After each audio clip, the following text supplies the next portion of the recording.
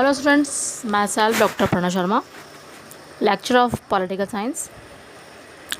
Students, आज हम BA part second प्रमुख राज्य व्यवस्थाएं में ब्रिटेन के संविधान में संसद का अध्ययन करेंगे। इससे पहले हम ब्रिटेन के संविधान की विशेषताएं, सम्राट, मंत्रिमंडल, मंत्रिपरिषद आदि का अध्ययन कर चुके हैं। आज इसी क्रम में हम ब्रिटेन की संसद के बारे में जानेंगे।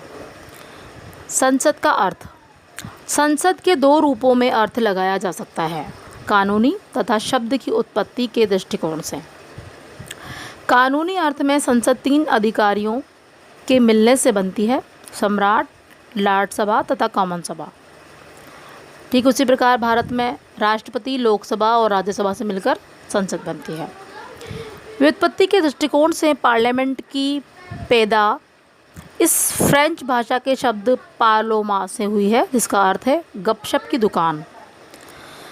15वीं शताब्दी के उग्र वामपंथी लोगों तथा आधुनिक आलोचकों के अनुसार संसद गप लड़ाने का एक स्थान है। यद्यपि संसद का नाम उपहास के अर्थ में किया गया था, फिर भी यह नामकरण शब्द संसद को स्पष्ट कर देता है। संसद वह स्थान है जहां लोग बैठकर राष्ट्रीय तथा अंतर्राष्ट्रीय समस्याओं के संबंध में बातें करते हैं, जैसा कि लॉर्ड सभा और कॉमन सभा में होता है। 11वीं शताब्दी का चैंसन डी रोलैंड सबसे पहला दस्तावेज है जिसमें पार्लियामेंट शब्द का प्रयोग किया गया था और अर्थ बतलाया गया है। दो व्यक्तियों में परस्पर बातचीत। शुरू में संसद का अर्थ होता था कुछ व्यक्तियों का वह समुदाय जहाँ कुछ परामर्श होता है। उसी युग में रनीमेड की सभा को संसद का नाम दिया गया था। ब्रिटेन में अन्य राजनीतिक संस्थाओं की तरह संसद भी संयोग की संतान है। वह किसी योजना का नहीं, अपितु इतिहास के विकास का परिणाम है। यूँ तो संसद के अंश विटनार्जमेंट तथा ग्रेट काउंसिल में भी मिलते हैं, लेकिन इसका वास्तविक बीजारोपण सम्राट जॉन के राज्यकाल में 1215 ईस्वी में हुआ। 5 जून 1215 ईस्वी में जॉन ने मैग्ना कार्टा पर हस्ताक्षर किए, जो कुलीन वर्ग की विजय का प्रतीक था। 1295 ईस्वी में एडवर्ड प्रथम ने आदर्श संसद को आहूत किया। 1832 से 1928 ईस्वी तक कई मताधिकार संबंधी सुधार इसमें हुए, जिनके द्वारा क्रमशः मध्य वर्ग को, गृहस्वामियों को और वयस्क पुरुष को, 30 वर्ष से ऊपर की महिलाओं को और अंत में सभी 21 वर्ष से आयु वाले स्त्री और पुरुषों को मताधिकार मिल गया। 1969 में मतदाताओं की न्यूनतम आयु घटाकर 18 वर्ष कर दी गई।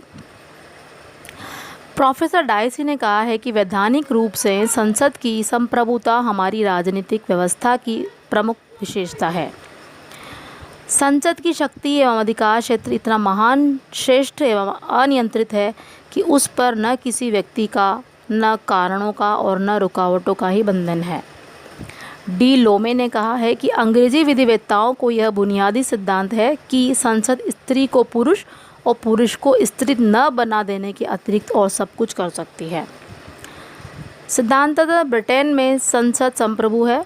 वह जैसा चाहे वैसा कानून बना सकती है, जिस ढंग से पसंद करे संविधान में संशोधन कर सकती है।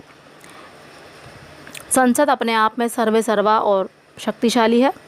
न्यायालय उसके द्वारा निर्मित कानूनों को अवैध घोषित नहीं कर सकते हैं। वह मंत्रिमंडल को अपदस्थ कर सकती है। मैरियट ने संसद की संप्रभुता के संबंध में लिखा है कि ब्रिटिश संसद से प्राचीन कोई विधानमंडल नहीं है। इसका अधिकार क्षेत्र सबसे अधिक विस्तृत और इसकी शक्ति असीमित है। यह धार्मिक तथा लौकिक सभी मामलों में कानून निर्माण की सर्वोच्च सत्ता है। सर एडवर्ड कॉक ने लिखा है कि संसद की शक्ति तथा अधिकार क्षेत्र इतना सर्वोपरि व्यापक पूर्ण है कि इसकी कोई सीमाएं नहीं है, इसे बांधा नहीं जा सकता। इसलिए डी लोमे ने कहा है कि संसद स्त्री को पुरुष और पुरुष को स्त्री बनाने के अतिरिक्त और सब कुछ कर सकती है, यानी कि संसद अपने आप में पूर्ण है, अपने आप में सर्वेसर्वा है। ब्रिटिश संसद की प्रभुसत्ता से निम्नलिखित अभिप्राय निकलता है कि ब्रिटिश संसद कोई भी कानून बना सकती है। ब्रिटिश संसद किसी भी कानून को रद्द कर सकती है। कोई भी संस्था या व्यक्ति संसद द्वारा निर्मित कानूनों को अस्वीकार नहीं कर सकता है। ब्रिटिश संसद संविधान में जैसा चाहे वैसा संशोधन कर सकती है। संसदीय प्रभुसत्ता पर सीमाएं। वर्तमान समय में संसद की प्रतिष्ठा में पर्याप्त ह्रास हुआ है। संसद कैबिनेट के हाथ में कठपुतली बनती जा रही है। संसद की संप्रभुता एक कानूनी पहेली बन गई है, वह एक रबड़ की मोहर की बराबर हो गई है। रैमजो मेयर ने लिखा है कि मंत्रिमंडल की तानाशाही ने संसद की शक्ति तथा सम्मान को बहुत कम कर दिया है। ब्रिटिश कार्यपालिका संसद को भंग कर सकती है। कानून संसद द्वारा नहीं बनाए जाते अपितु कैबिनेट के नेतृत्व में बनते हैं। कैबिनेट जैसा चाहे वैसा बजट पारित करवा सकती है। संक्षेप में ब्रिटेन में संसद की शक्तियों के ह्रास के कई कारण हैं, उनमें से कुछ इस प्रकार हैं। विस्तृत चुनाव क्षेत्र, व्यक्तिवाद से समाजवाद में परिवर्तन, वित्तीय नियंत्रण में ह्रास, प्रदत्त विधान, संसद की प्रक्रिया। संसद की शक्तियों के ह्रास से उसकी प्रभुसत्ता पर प्रभाव पड़ा है। संसद की प्रभुसत्ता शक्ति पर निम्नलिखित प्रतिबंध है, उनमें से एक है जनमत, परंपराएं, नैतिक बंधन, कानून का शासन और अंतर्राष्ट्रीय कानून। जनमत से तात्पर्य है कि संसद का निम्न सदन कॉमन सभा जनता द्वारा प्रत्यक्ष रूप से निर्वाचित होता है। ऐसी स्थिति में इसके द्वारा जनमत के विरुद्ध किसी भी विधि के निर्माण का साहस नहीं किया जा सकता। जनमत के उल्लंघन का अर्थ संसद के लिए आत्मघात के तुल्य ही होता है। कानून का शासन। ब्रिटिश संसद कानून के शासन का उल्लंघन नहीं कर सकती है। यदि संसद विधि के शासन का जो ब्रिटिश शासन पद्धति के मूलाधार है उल्लंघन करती है तो वो गंभीर जन प्रतिक्रिया हो सकती है। नैतिक बंधन में आएगा। संसद अपनी वैधानिक संप्रभुता के बावजूद ऐसा कोई कानून नहीं बना सकती जो नैतिक मान्यताओं के प्रतिकूल हो। परंपराएं। ब्रिटिश राज व्यवस्था में परंपराओं को महत्वपूर्ण स्थान प्राप्त है।